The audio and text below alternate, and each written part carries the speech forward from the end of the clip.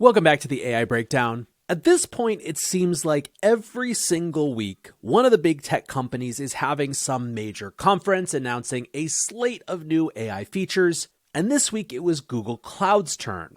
The division of Google held their annual Next event, and unless you think it was about anything other than AI, Google CEO Sundar Pichai tweeted about the event saying, "At Google Cloud Next, we've shared ways we're helping customers and partners benefit from generative AI, including increasing the number of models in Vertex AI, expanding access to Duet AI, our always-on collaborator in Google Workspace and Google Cloud, and more." So today what we're going to do on the episode is go through the announcements, situate them in the larger context not only of Google but of the AI competitive landscape, and see if there's anything that you really need to be paying attention to. First up, let's get a little bit more of a summary of this event and what they announced. On their blog post, the team writes, "This week, Google Cloud will welcome thousands of people to San Francisco for our first in-person Google Cloud Next event since 2019. The post then heralds milestones they've achieved, including a $32 billion annual revenue run rate, but really the emphasis was almost entirely on AI. They write, "Today at Google Cloud Next, we're proud to announce new ways we're helping every business, government, and user benefit from generative AI and leading cloud technologies, including AI-optimized infrastructure, Vertex AI, Duet AI, and more." Let's talk about Duet first, as it is the most consumer-friendly and potentially most generally relevant for the average person who's going to be listening to this podcast or watching this video. The Verge sums up, "Google's Duet AI is now available in Gmail Docs and more for $30 a month. You can now use Google's AI to make spreadsheets, whip up slide decks, and summarize all those documents you were never actually going to read." So from that description alone, you get the idea that what this is Google's version of an AI assistant for its existing suite of business apps, including Gmail, Drive, Slides, Docs, and more. Now, Duet was first announced at the I/O Developer Conference earlier this year, and at that event, they showed off a number of ways that they imagined Duet being used. For example, converting information from one format to another, such as turning a Google Docs outline into a deck in Slides, having it automatically generate charts of data in spreadsheets, having it help you write email responses or generate images, and even helping you query things that are in your Drive or summarize your documents, etc., etc. Now, the pricing of $30 per user is the price based on large organizational usage. The company hasn't yet announced pricing for smaller teams, but what's notable about that $30 price point is, of course, that it's the same price that Microsoft is charging for its AI system, Copilot. In many ways, you can make a one-to-one comparison between Duet's AI assistant for Google's online office tools and Copilot with Microsoft's primarily offline Office apps. I know, of course, that Office is now fully integrated online, but you get the point. The Verge writes, "If you're a workspace user, Duet is going to start showing up in practically all the apps you use. In some places, it's a separate menu, which you access by clicking the Duet icon in the top right corner. In other places, you can ask Duet for help right from within the body of your email or document. Given Google's penchant for putting its newest features front and center, even when it annoys users, you probably won't be able to ignore Duet, even if you want to." So a couple things that I think are interesting about this. One, it's clearly reflective of the next generation of competition between these big tech players. Microsoft has, of course, been trying to leverage its seeming lead in AI as a way to get more people into its suite of tools, but it was inevitable that everything that other people were already using, such as the suite of Google Workspace tools, were going to have those features as well. And that, I think, brings up the second interesting point, which is the commoditization of AI features that is happening so incredibly rapidly. Very quickly, these types of AI integrations are simply becoming table stakes in basically every enterprise tool that you might be using, whether you're a big business or you're just simply using the business version of tools for your individual pursuits. I think it's going to be increasingly difficult for startups who are trying to offer some sort of business use case wrapper on top of an OpenAI API or something like that to compete, because people are just going to have so many options that are already integrated into the tools they already use, be it Google, Microsoft, Salesforce, you name it. That doesn't mean that startups won't be able to differentiate and ultimately win. And obviously the use of ChatGPT so far has suggested that people will add new tools to their portfolio. But there is, I believe, an open question of how much people will be willing to leave the tools and platforms they already use to go seek out things that are only nominally better. In other words, the question is, how much better does an external or new tool have to be relative to the AI that's simply sitting in what you're already using? Then again, we don't necessarily know that all of these AI integrations actually have product market fit. So far, the business model for these things has more been put AI everywhere and see what sticks. We're not really even at the see what sticks phase yet, so the landscape could look very different a year from now as business users actually figure out which workflows are going to be fundamentally changed by this technology versus where it just becomes another new feature that was once exciting, but is relegated to the dustbin of history. Now, one area where it does seem AI has product market fit is in the world of developers. For that, Google offers Vertex AI, which they say enables customers to build, deploy, and scale machine learning models. The company notes that they've seen the number of generative AI customer projects growing 150x between April and July this year.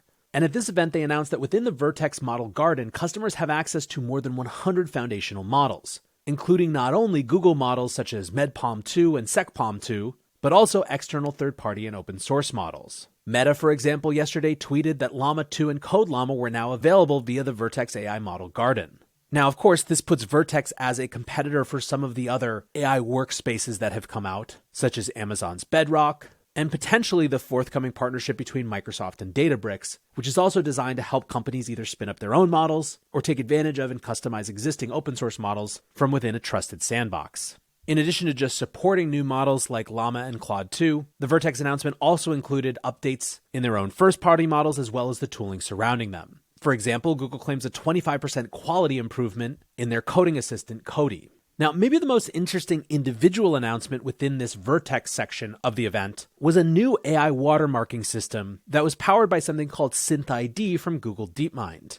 Google describes SynthID as, quote, a state-of-the-art technology that embeds the digital watermark directly into the image of pixels, making it invisible to the human eye and very difficult to tamper with without damaging the image. Demis Hassabis, the CEO of Google DeepMind, actually tweeted about this as well, saying, really excited to share the beta release of SynthID, a watermarking tool created by Google DeepMind and made available by Google Cloud to help tag and identify AI-generated images. Now, this is obviously a big concern for that set of regulators and policymakers that are thinking about AI right now, specifically how to make sure that people know what is quote-unquote real as we think about it now, and what was generated through one of these new generative AI tools.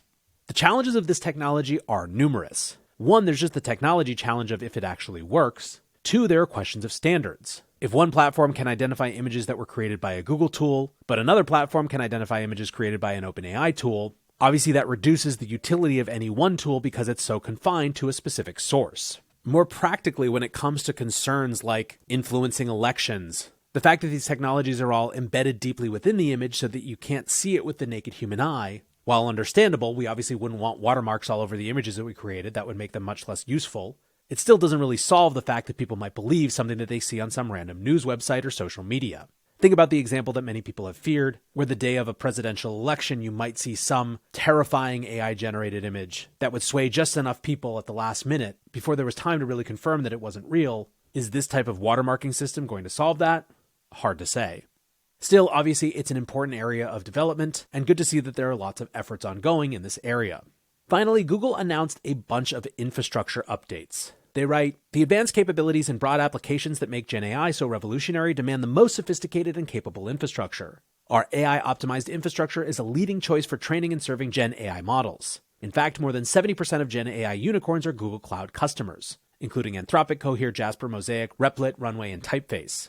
Now, they had a slew of announcements in this infrastructure area, but two that I wanted to call your attention to. The first was that they announced the 5th generation of their custom AI chips, what they call their tensor processing units. TechCrunch writes, the company notes that it built this edition of the chip with a focus on efficiency. Compared to the last generation, this version promises to deliver a 2x improvement in training performance per dollar and a 2.5x improvement in inferencing performance per dollar.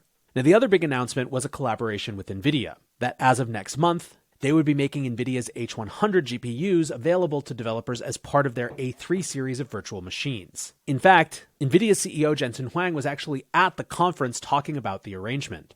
Basically, it's just another delivery mechanism for NVIDIA compute, which has become so in demand, and frankly at a shortage around the world. One thing that was clear is that the markets liked the deal. NVIDIA shares were up 4.2% after the announcement, ultimately closing at a new record high. Overall, the stock is up 234% in 2023 and is trading at over $500 a share.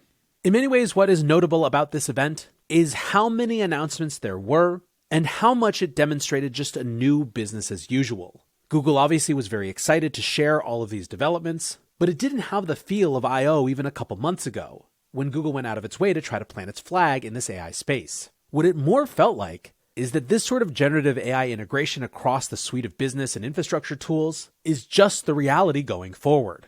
Yes, there was lots in there for developers and for enterprises and for individuals, but it was all sort of the obvious next thing because this is just where we are now. We'll have some additional events from big companies coming up over the next few weeks, including Salesforce's Dreamforce, and I'll be interested to see to what extent they have this same feel, that generative AI has become de rigueur and just part of the expected suite of tools for modern professionals. If that is what we find, it will cement what is one of the fastest adoption cycles I think I've ever seen for any technology. And anyways, hopefully you feel caught up on what happened with Google yesterday. Thanks as always for listening or watching, and until next time, peace.